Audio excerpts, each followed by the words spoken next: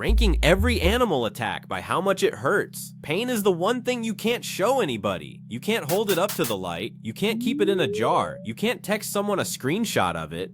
It just happens to you, quietly, and then it fades, and for the rest of your life, nobody quite believes how bad it actually was. So one scientist decided to fix that.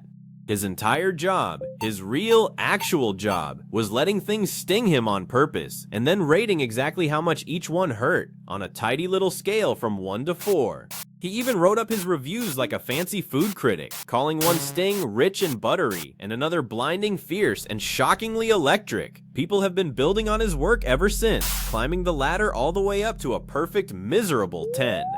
Today, we're climbing that whole ladder with you. From barely a tickle to groan, please make it stop. We're ranking the most painful things in nature, and because I'm a responsible adult, I've sent a volunteer to personally test every single one so you don't have to. Say hi to our guy.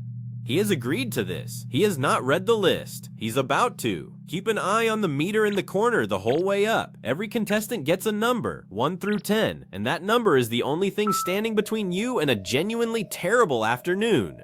Let's start at the very bottom, where it's gentle and friendly, and climb our way up to the stuff that makes grown adults cry in a parking lot. Pain level 1, the sweat bee. We kick things off with the sweat bee, an insect so tiny it's basically a flying crumb that landed on you because it likes the salt on your skin. Its sting is so faint it's almost polite. Picture a tiny spark just barely singeing one hair on your arm. Our guy braces for impact, gets tapped, and shrugs. That's it? That's a 1? He's feeling confident now. He's feeling like maybe everyone exaggerates these things. We love that for him. It is not going to last. Pain level 2, the fire ant. Step up to the fire ant, and the name starts paying for itself. One fire ant on its own is no big deal. A sharp little pinch, like somebody flicked you with a rubber band. The catch is that fire ants do not believe in showing up alone. Brush their mound, and suddenly there are 300 of them, all pinching in perfect synchronized harmony, and your whole foot feels like it's been set gently on a stovetop. Our guy does the fire ant dance. You know the dance. Everyone who has ever met a fire ant knows the dance.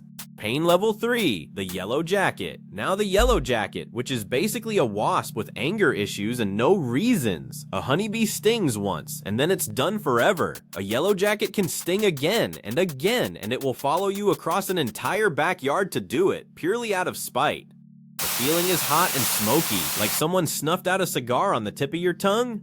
Our guy discovers that sprinting away and Yellowjacket are two ideas that simply do not cooperate. He sprints away anyway. It goes how you'd think. Pain level 4, the velvet ant.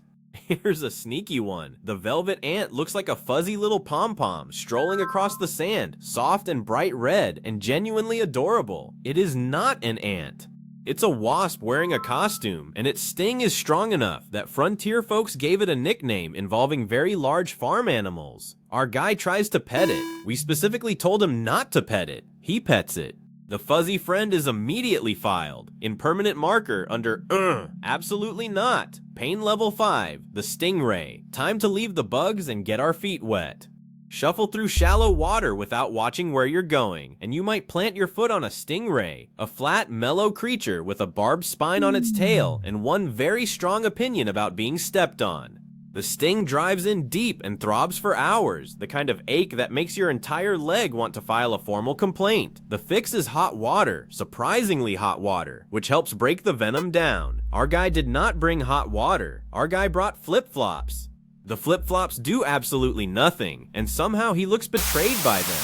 Pain level 6, the platypus. You really would not expect the platypus on a pain list. It looks like a duck assembled by someone who had only ever had a duck described to them over the phone. But the male platypus hides a little spur on its back legs loaded with venom, and the sting it delivers is reportedly so intense that ordinary painkillers barely make a dent in it for days. Our guy assumed the platypus was here to be cute and cuddly. The platypus was not here to be cute. Respect the duck thing. Respect it deeply, and from a comfortable distance, ideally with a fence between you.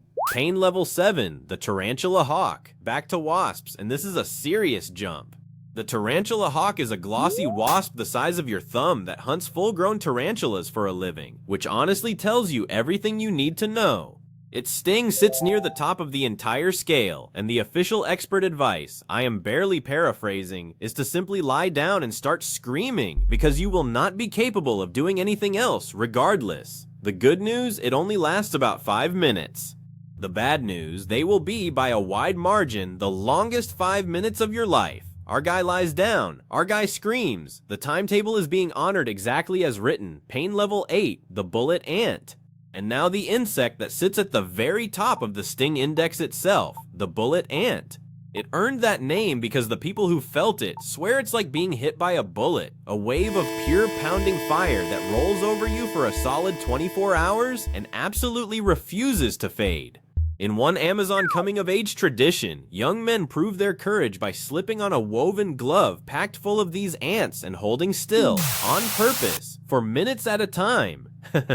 Our guy hears the word glove and quietly tries to leave the country.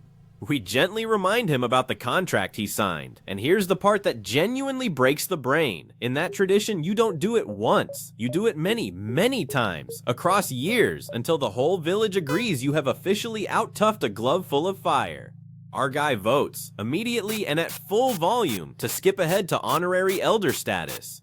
Pain level 9, the Stonefish. We're in the deep end now, and I mean that literally.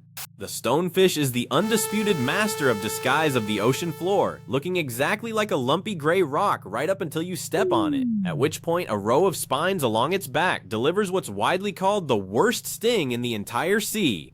The pain is so overwhelming that people have been known to beg for the affected limb to simply be taken away, just to make it stop. Our guy steps on what he swears, with his whole heart, was just a rock. It was not just a rock. Friend, it is never just a rock. Pain level 10, the box jellyfish. And at the very top of our ladder, the grand finale, almost nobody strolls away from calmly. The box jellyfish. It drifts through warm water nearly invisible, trailing long tentacles lined with millions of microscopic stingers, and the instant they brush your skin, every last one of them fires at the exact same time.